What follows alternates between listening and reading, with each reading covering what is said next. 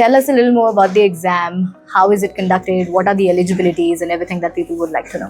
So the NZREX exam, it stands for New Zealand Registration Examination. How cool are the packages that people can earn once they get registered in New Zealand as a doctor? Well, the packages are pretty good. Yes. In Australia, we have 1 lakh Australian dollars. In New Zealand, we have around that much, 1 lakh New Zealand dollars. So that's great. Hello and welcome back to Academically's podcast. This episode is about an extremely cool exam, and I call it cool because you can take it after the MCCQE Part 1 exam, the AMC1 exam and USMLE Part 1 and 2 and get registered in New Zealand as a doctor. And to shed some more light on the matter, with me is Dr. Tahreem. Hello. Thank you for taking out the time and joining in. So we're talking about NZREX exam. Tell us a little more about the exam. How is it conducted? What are the eligibilities and everything that people would like to know? So the NZREX exam, it stands for New Zealand Registration Examination. So as Jaspreet said, why this exam is cool? Because if you have done your bachelor's from a WDOMS qualified college, after that, if you have done any of these examinations, AMC1, MCCQE, Part 1, Lab 1 or USMLE parts steps 1 and 2, then you are eligible to sit for this exam. This is the clinical examination. So as for after AMC1, you give the AMC2 clinical examination. For New Zealand, after taking any of those examinations, you can go for the clinical examination, that is the NZREX clinical exam. So the eligibility criteria is going to be this. Along with that, yes, you are going to need an English proficiency examination. That is, you can take IELTS. For that, you require 7 bands, or you can take OET examination. A B grade is sufficient for that.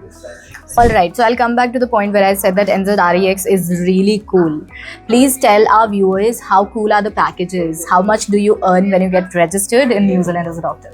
Okay, so the average salary for a registered doctor in New Zealand is going to be around 1,20,000 New Zealand dollars, while in Australia the salaries are around 1 lakh Australian dollars. So you can say it's almost at par with the Australian standards. Yes. So one more reason to go up there, of course. When does the exam take place? Okay, when? So earlier it used to take place twice a year. From the year 2025, it's going to take place thrice a year. In March, it's going to be on 8th of March. Okay. And then June, and the third month is September. Yes, 13th of September. So those are the dates. And for this, since this is a clinical examination, for all the clinical examinations of any country, you have to go to that country. For here also, you have to go to New Zealand to give the examination. The examination is conducted in Auckland. Great. So it means that it's also going to give people a lot more space and a lot more time to prepare for the exam. So that's actually a good thing if it's taking place thrice a year. Yes, Awesome. yes. Actually, also the slots earlier, from this year 2025, the slots have been doubled. Okay. Earlier the intake was around 30. Now the slots have been doubled to 60. Awesome. So I think the reasons keep on adding up as we speak about the Yeah, NZREX. because I think the reason is they have increased the number of times exam is taking place. They have increased the slots because there is a huge demand for doctors in Australia right now. So that is the case why they are increasing the number of doctors now, number of uptake for the examination. Absolutely. In Australia as well as New Zealand, Yeah. the need for skilled doctors is at an all-time high, and this is the reason why you should go for this exam and take due guidance from the people that are with us right now. And yes, so we are talking about NZREX. What is the format of this exam? Okay, so it is a clinical exam, as I said before. So in this examination, there are going to be 12 stations that are going to be assessed. Okay, so 12 stations and 2 to 4 rest stations are going to be there depending on the number of candidates that are there during the examination. So 12 stations, out of those 12 stations, 2 are going to be linked stations. Now let me explain what linked stations are. So this is a station, let's say there are going to be 12 stations. So at each station, there is a simulated patient, there is a subject that you have to assess.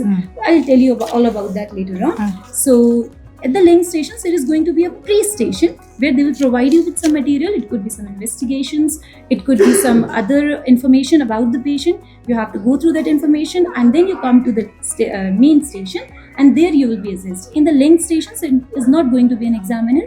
In the main station, there are going to be examinations. So there are going to be 2 such stations. Other than that, 10 stations that will be there that you are assessed for. All of them have equal marking, and all of them are assessed.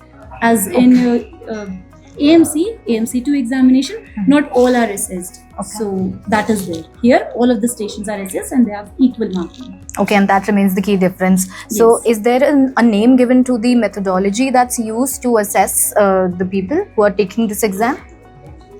There's no such methodology. It's just an OSCE examination. Mhm. It's an objective structured clinical examination, very similar to the AMC2 clinical examination. So, what's the best way for people to prepare for this exam, as it's a clinical exam? What measures should they take to avoid making the most common mistakes that keep them from clearing the exam? Well, that would be practice.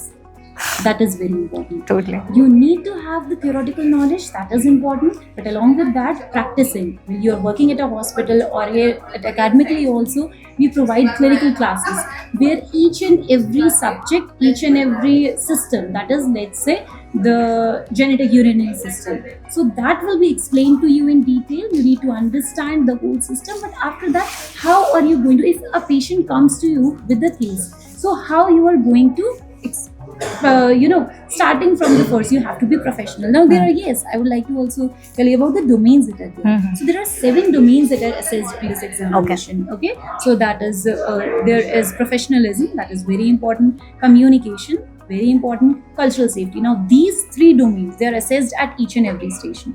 Along with that, then there comes the main parts, as being doctors, that we have been doing since during all of our years. So there is history taking, physical examination, ordering investigations, interpreting investigations, clinical management, all of that is there. Along with that, these 3 things, these 3 domains are very important.